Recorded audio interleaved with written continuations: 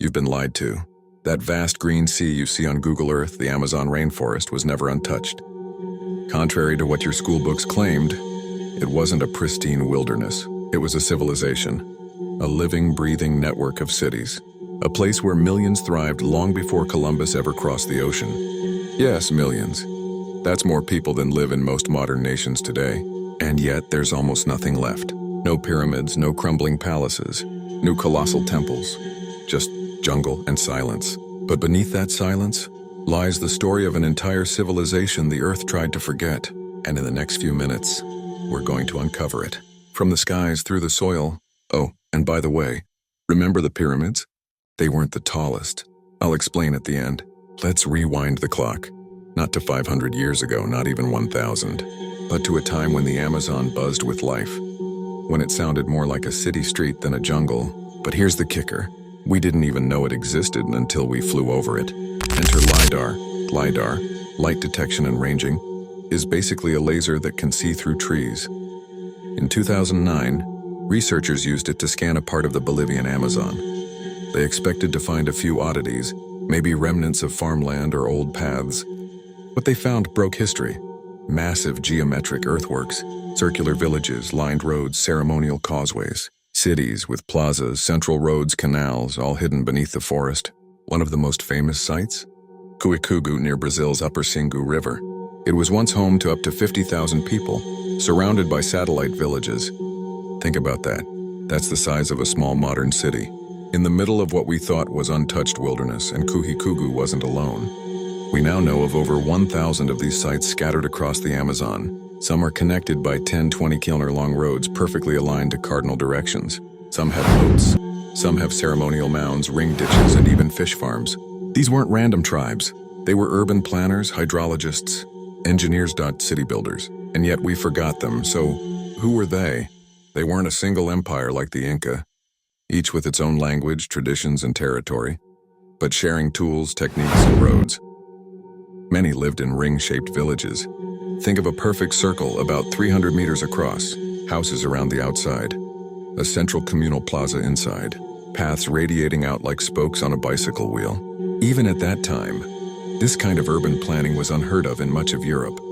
The people here grew manioc, maize, and fruits, but they also modified the forest. They didn't cut it all down, they shaped it.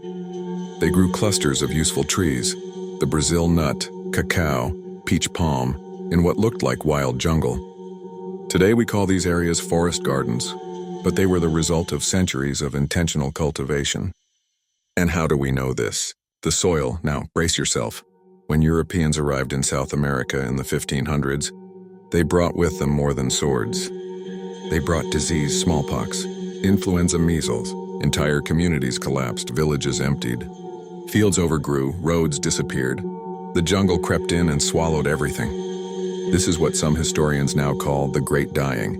Millions of people lost, not just in life, but in memory. Because when explorers came back a century later, all they saw was empty forest, and so they assumed it had always been that way. A tragic misunderstanding of time.